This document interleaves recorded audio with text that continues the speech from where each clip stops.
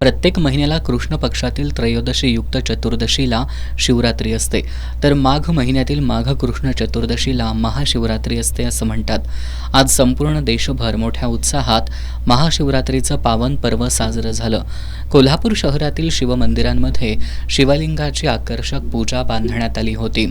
पहाटेपासूनच महादेवाच्या दर्शनासाठी भाविकांनी मंदिराबाहेर मोठी गर्दी केली होती.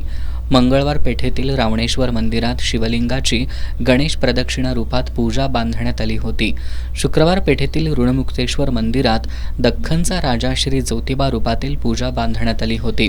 श्री करवीर निवासिनी अंबाबाई मंदिरातील अतिबलेश्वर आणि मातृलिंग मंदिरात, त्याचबरोबर टाउन हॉल परिसरातील श्री कुकुटेश्वर मंदिरात आकर्षक अशी पूजा बांधण्यात आली होती.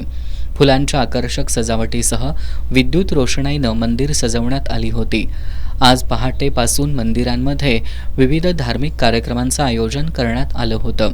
दर्शनासाठी येणाऱ्या भाविकांना खिचडी, दूध याचं वाटप करण्यात आलं.